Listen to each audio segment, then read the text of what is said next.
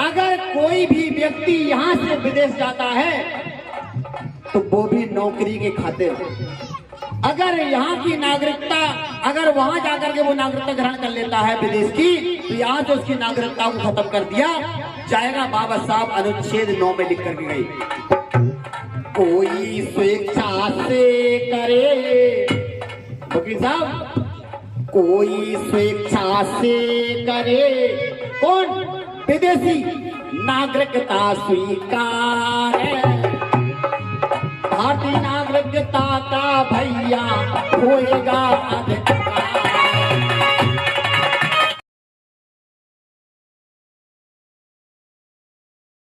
दो शब्दों को हटा दिया गया है अभी संविधान की संसद में जो प्रतियां बांटी गई है, जिसमें से धर्मनिरपेक्ष और समाजवादी। इसके बाद में इसमें बवाल हुआ, धरना प्रदर्शन भी हुए। क्या रिजल्ट निकलता है, क्या निकला है, वो तो अभी नेक्स्ट समय में पता लगेगा कि हम भारत के लोग सभी और संविधान अपनाते, समाजवादी धर्म निरपेक्ष फिर देश को गले लगाते हैं।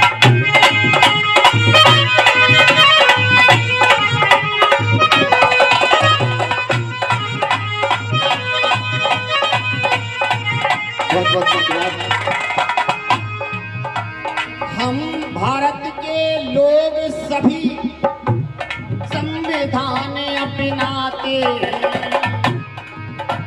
समाजवादी धर्म निरपेक्ष फिर देश को गले लगाते हैं, देश को गले लगाते हैं।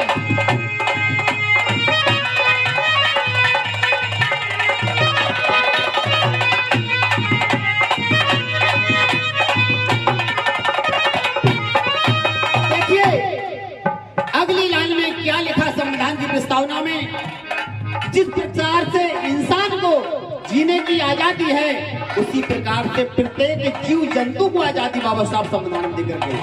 अगर आप कुत्ते को मार देते हैं तो 302 का मुकदमा तुम्हारे ऊपर भी लगेगा। किसी भी जीव जंतु को अगर मार दिया जाता है, अगर FIR कर दी जाए तो वो भी 302 का मुलजिम है। मैं नहीं कहता हूं, संविधान की प्रस्तावना में ही बाबा साहब ने पूरा निचोड़ को लिख दिया। मिले हर एक को न्याय, मिले हर एक को न्याय, बोलन की सबको आजादी। प्रत्येक जीव अपनी बात को कहने का अधिकार है, सभी हमारे लिए नहीं, बाबा साहब के संविधान के थ्रू जितना बच्चे का अधिकार है उतना ही बूढ़े का अधिकार है, सभी लोग बराबर हैं। मिले हर एक को न्याय, बोलन की सबको आजादी, मिलेगी समता सबको यहाँ फिर देश की जितनी आबादी, भाई देश की जितनी आबादी, भाई देश की जितनी आबादी।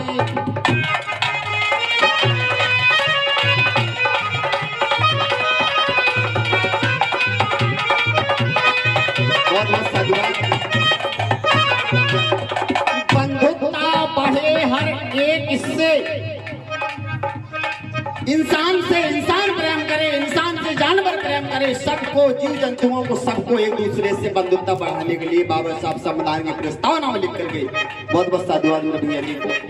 बंधुता बढ़े हर एक, इससे हर एक व्यक्ति इज्जत पाए, देश हमारा अखंड रहे, फिर एकता यहाँ बढ़ती जाए, भाई देश हमारा अखंड रहे, फिर एकता यहाँ बढ़ती जाए।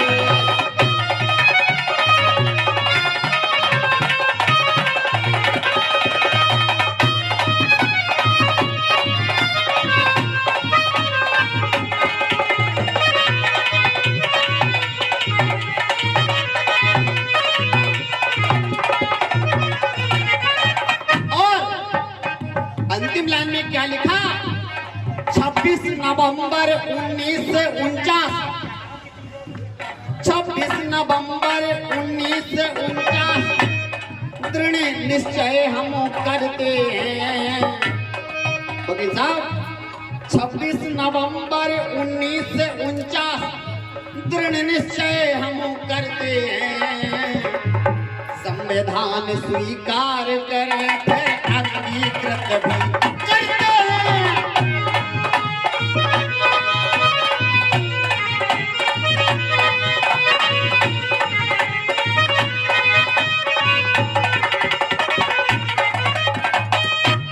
अब तो धीरे धीरे संविधान आगे को चल रहा है।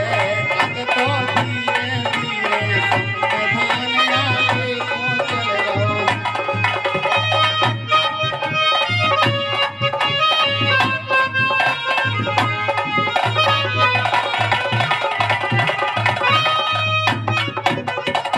हेलो, आ जाइए साथियों। अनुच्छेद 1 चालू होता है। ये लोग चिल्लाते हैं हिंदुस्तान जिंदाबाद। बहन जी क्या चिल्लाते हैं? हिंदुस्तान जिंदाबाद। अरे हिंदुस्तान जिंदाबाद नहीं, ये मूल निवासी लोगों का ये भारत देश है। संविधान के अनुच्छेद पहले में लिखा है India that is the Bharat. देखिए साथियों, अनुच्छेद 1 में क्या लिखा, अनुच्छेद 2 में क्या लिखा है, गौर करिएगा।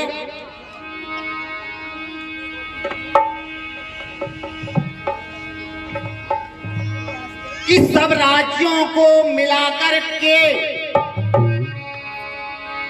कि सब राज्यों को मिलाकर के और भारत का एक संघ होगा। सब राज्यों को मिलाकर के एक संघ होगा। अनुच्छेद 1(2) में क्या लिखा मेरे साथियों? अरे चाहे तो 9 राष्ट्रों का फिर मिलन के सम्मत होगा।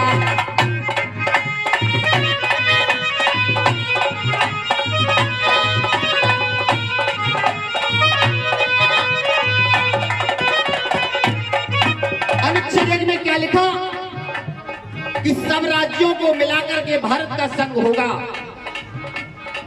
चाहे तो 9 राष्ट्रों का फिर मिलन के सम्मत होगा।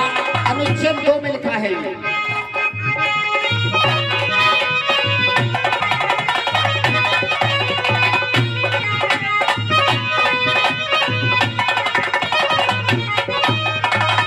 आ जाइए अनुच्छेद 3 में क्या लिखा मेरे साथियों? संसद चाहे नए राज्यों का, संसद चाहे नए राज्यों का निर्माण भी कर सकती है। अनुच्छेद 3 में संसद चाहे नए राज्यों का निर्माण भी कर सकती है। वर्तमान राज्यों में भी परिवर्तन भी कर सकती है।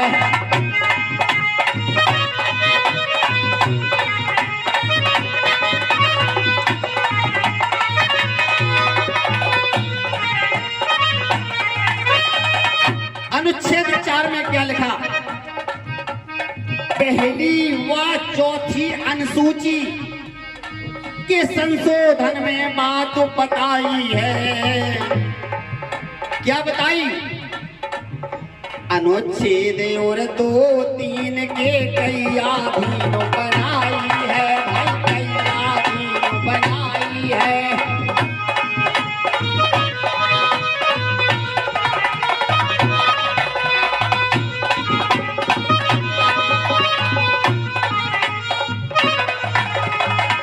अनुच्छेद 5 क्या कहता है मेरे साथियों? लोग चिल्लाते हैं कि ब्राह्मणों भारत छोड़ो। कहते 1948 के पहले जो भारत के अंदर रहता था तो बाबा साहब सबको अधिकार देकर के गए, क्योंकि बाबा साहब ने देखा कि यहाँ अनेक धर्मों के लोग यहाँ हैं इंडिया के अंदर। तो बाबा साहब ने अपने देश की आबादी को बढ़ाने के लिए उन्होंने किसी देश के व्यक्ति को जो बाहर से आकर के बस गया है उसको बाहर जाने के लिए बाबा साहब ने निकाला। सबको अधिकार दिया है, चाहे वो किसी भी जात का हो, किसी भी धर्म का हो। आ जाइए अनुच्छेद 5 में क्या है। भारत में आने वाला व्यक्ति जो भारत के अंदर रहता है ये चिल्लाते हैं हिंदुस्तान जिंदाबाद। ये बताइए पाकिस्तान के अंदर रहने वाला व्यक्ति क्या कहलाता है? पाकिस्तानी। अमेरिका के अंदर रहने वाला व्यक्ति क्या कहलाता है? अमेरिकन। नेपाल के अंदर रहने वाला व्यक्ति क्या कहलाता है? नेपाली। तो भैया भारत के अंदर रहने वाला व्यक्ति क्या कहलाएगा? भारतीय। कोई भी जाति विशेष धर्म के लिए बाबा साहब ने नहीं लिखा। बाबा साहब ने लिखा संविधान में अनुच्छेद 5 में कि भारत के अंदर जो व्यक्ति रहता है वो व्यक्ति भारतीय है। भारत में रहने वाला व्यक्ति भारतीय कहलाता है। बाहर से जो बसे भारत में 1948 से पहले आके बस गया है वो भी भारत का मूल निवासी है। अनुच्छेद 5 में अधिकार बाबा साहब लिख कर गए। भारत में रहने वाला व्यक्ति भारतीय कहलाता है। बाहर से जो बसे भारत में वह भी आता है।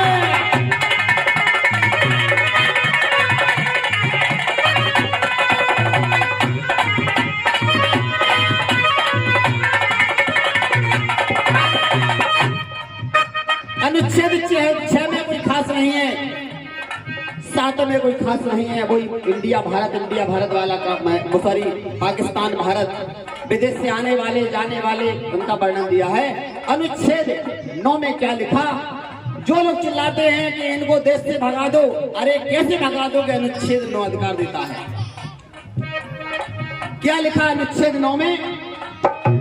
अगर कोई भी व्यक्ति यहां से विदेश जाता है तो वो भी नौकरी के खातिर, अगर यहाँ की नागरिकता अगर वहां जाकर के वो नागरिकता ग्रहण कर लेता है विदेश की तो यहाँ से उसकी नागरिकता को खत्म कर दिया जाएगा। बाबा साहब अनुच्छेद 9 में लिख करके गए, कोई स्वेच्छा से करे, वकील साहब, कोई स्वेच्छा से करे, कौन?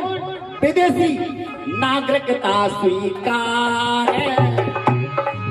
भारतीय नागरिकता का भैया होएगा अधिकार।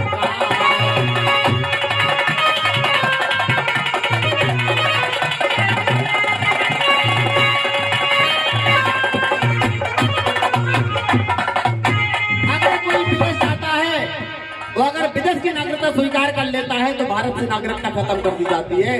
इसीलिए तो वीजा बनता है। वो 6 महीने के लिए जाएगा, 6 साल के लिए जाएगा, लेकिन नौकरी करने की खातिर वहां की नागरिकता ग्रहण नहीं करता है।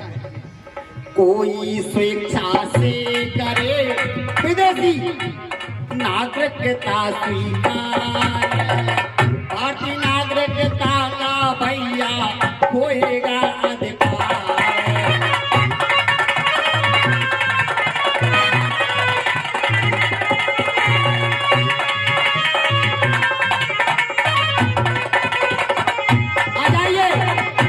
अनुच्छेद 13 में अभी 13 पे ही बात चल रही थी, 3 13 की बात चलेगी।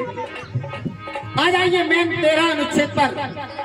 मानव मूल अधिकार जो हमारे फंडामेंटल राइट है वो अनुच्छेद 13 से चालू होते हैं। कैसे? अनुच्छेद 13 में क्या लिखा मेरे साथियों? मानव मूल अधिकारों को, मानव मूल अधिकारों को महत्वपूर्ण बतलाया है। अगर हमारे मानव मूल अधिकारों का अगर कोई हनन करता है तो अनुच्छेद 13 का हनन कहलाता है। मानव मूल अधिकारों को महत्वपूर्ण बतलाया है। इनके विरुद्ध कोई काम करे फिर असंगति फैलाया है।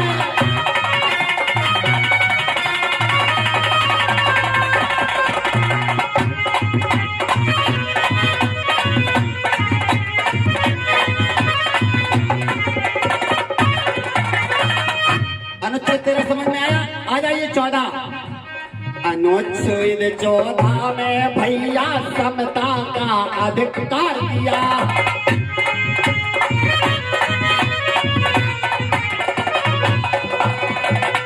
जितना अधिकार पुरुष का है उतना ही अधिकार महिला का है। अब ये मत समझना कि पत्नी सब्जी काटती है तो पति भी सब्जी काट सकता है, ऐसा नहीं। लेकिन अधिकार अगर चाहे तो कर सकती है। अब ये नहीं पत्नी चूड़ी पहनती है भैया पति भी पहने, वो तो गुलामी में फंसी है भैया, वो तो छोड़ेगी नहीं, बड़ा मुश्किल है। हमारी भी मैडम है, मांग में सिंदूर नहीं भरती। अब पता नहीं हमारी कम उम्र की प्रार्थना करती कि नहीं करती, ये पता नहीं है। ना सिंदूर भरे, ना तोड़िया पहने, ना बिछिया पहने, ना मांग भरे, पता नहीं क्यों नहीं भरती, वो उसको पता होगा। क्यों बहन जी? अनुच्छेद 14 में भैया समता का अधिकार दिया और होटल चाहे दुकान हो फिर बेचता तो मैं अधिकार दिया।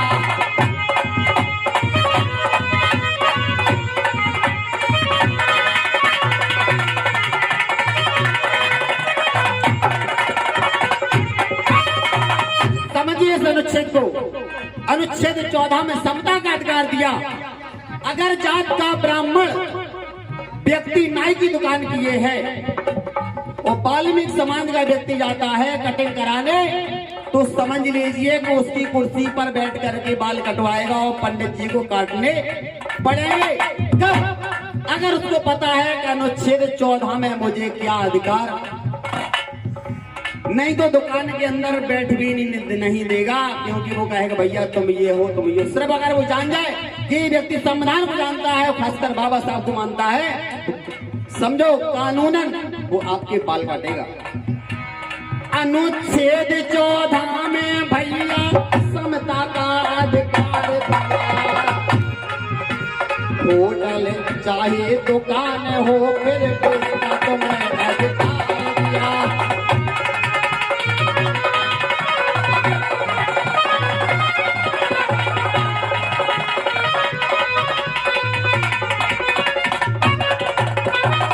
चौदह के बाद में क्या आता है? 15 में क्या है? अगर कोई भी बहन बेटी हमारा भाई ये कहे कि सरकार मुझे वजीफा दे रही है,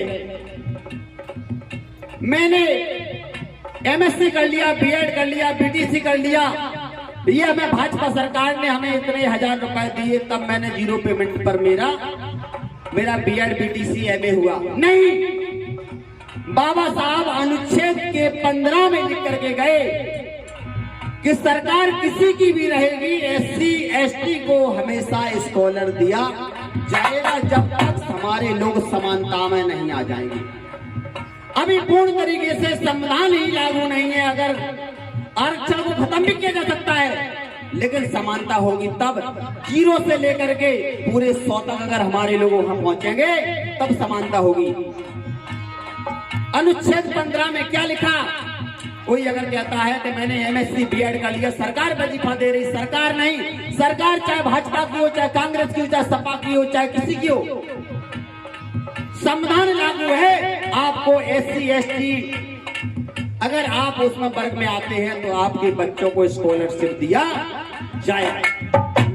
सरकार का एहसान मत मानना, बाबा साहब का एहसान मानना कि आज हमारे जैसे, मेरा भी इंग्लिश से एमए है प्लस बीएड है, आज मिशन चला रहे, क्योंकि मैंने बाबा साहब के मिशन को समझ लिया। क्या लिखा है अनुच्छेद 15 में?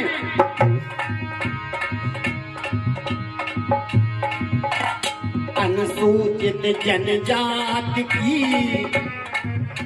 किसमें लिखा ये?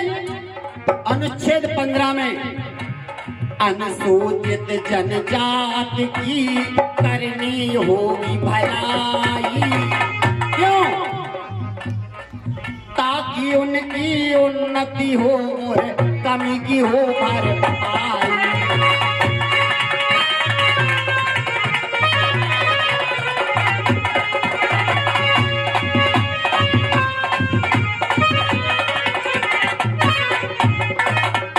अभी कोई जागरण हो रहा होता, इतना पैसा आता, लेकिन जिससे देश चल रहा, जिससे हमें हक अधिकार पता लग रहा है, कोई भी माता बहन नहीं पिघल रही वास्तव में।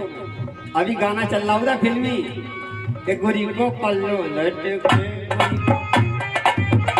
ऐसे गाना चल रहे होते, वास्तव में पैसा लाइन लगती है मंच पे। अरे माता बहन शर्म कर लो, इसी हक अधिकार से तुम्हारे बच्चों को भविष्य बनना है। कोई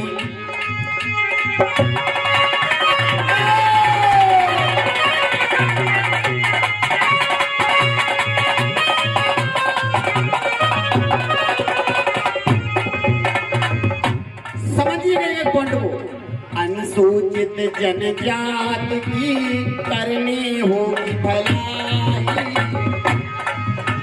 ताकि उनकी उन्नति हो और कमी की हो।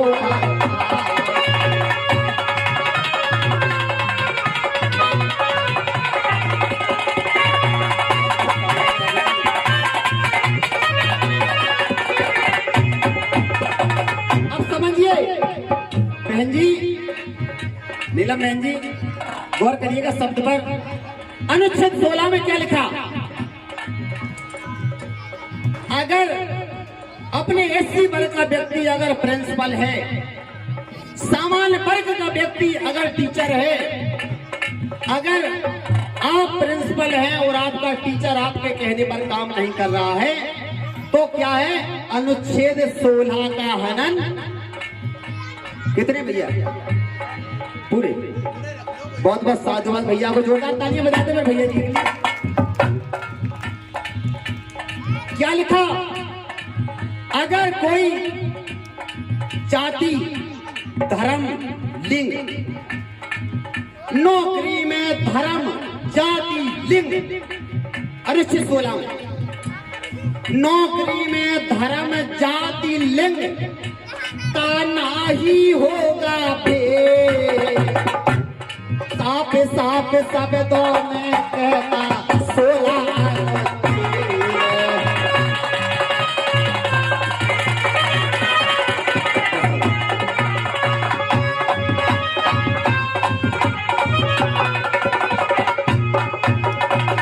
समझ में आ रहा? नौकरी में धर्म, जाति, लिंग को लेकर के अगर भेदभाव किया जाता है तो समझ लेना अनुच्छेद 16 का हनन होता है। नौकरी में धर्म, जाति, लिंग का नहीं होगा भेद, साफ साफ शब्दों में कहता 16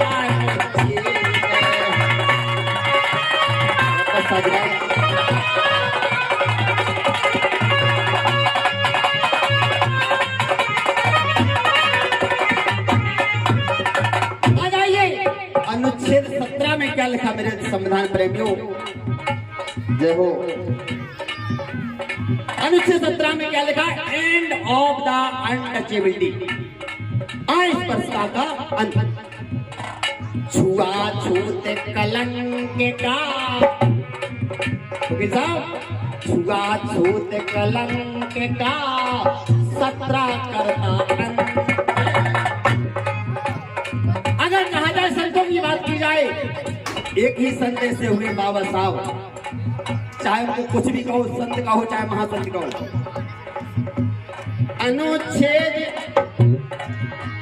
छुआछूत कलंक का 17 करता अंत।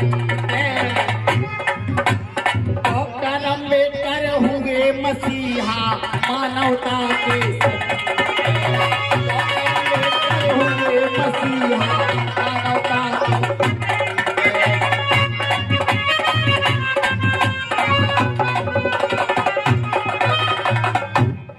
आ जाइए कौन सा अनुच्छेद आता है? 18। जिस समय बाबा साहब संविधान सभा में संविधान को सौंप करके बाहर निकले, बहन जी रिकॉर्डिंग चालू रखना, रिकॉर्डिंग करना, इसको अपलोड करना। जिस समय संविधान सभा में संविधान को सौंप करके बाबा साहब निकले, तो बाहर सरदार वल्लभ भाई पटेल खड़े। उन्होंने कहा, अरे अम्बेडकर जी, तुम्हारे चेहरे पर आज दिन तक इतनी खुशी मैंने कभी नहीं देखी। तो बाबा साहब ने कहा कि अभी तक रानी की कोख से राजा पैदा हुआ करता था, लेकिन आज उन रानियों की नसबंदी करके जा रहा।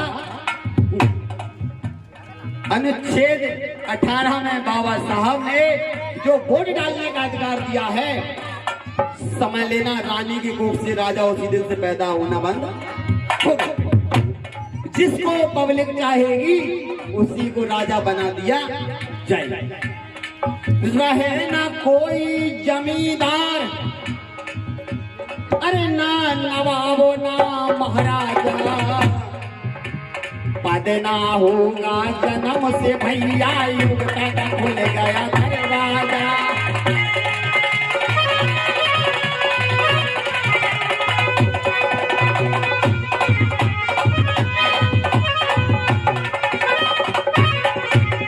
अगर आपको जिला अधिकारी बनना है तो आईएएस की तैयारी करनी। बताइए क्या जो आईएएस है क्या उसकी माँ रानी थी? नहीं। हर किसी को अधिकार, प्रत्येक नागरिक को बाबा साहब अधिकार देकर गए, जिसको चाहा जाएगा शिक्षा के अनुसार समझिए उस व्यक्ति को वो अपने उस तक पहुंच सकता है। रहे ना कोई जमींदार, ना नवाबो ना महाराजा, पद ना होगा जन्म से भैया, योग्यता का खुल गया दरवाजा।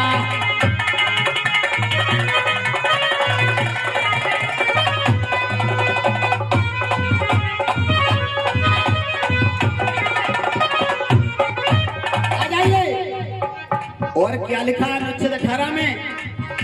बहुत बहुत साधुवाद मेरी माता जी को। प्रतियोगिता से ही मिले। अगर आपको आईएएस बनना है, डीएम बनना है, तो आपको प्रतियोगिता पास करनी पड़ेगी, कंपटीशन को फाइट करना पड़ेगा। प्रतियोगिता से ही मिले पद और सम्मान, और बनो डॉक्टर और कलेक्टर, खूब कमाओ डॉक्टर और कलेक्टर, खूब कमाओ।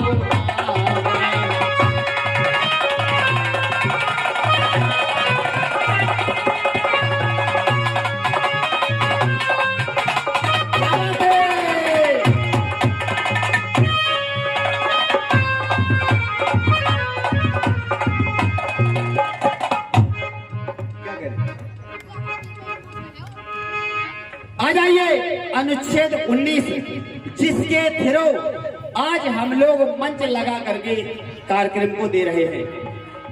भैया 10 मिनट रुक जाओ, 10 मिनट। जिस आज मंच पर आज हम लोग स्पीच दे रहे, कार्यक्रम को कर रहे, तो समझ लीजिए अनुच्छेद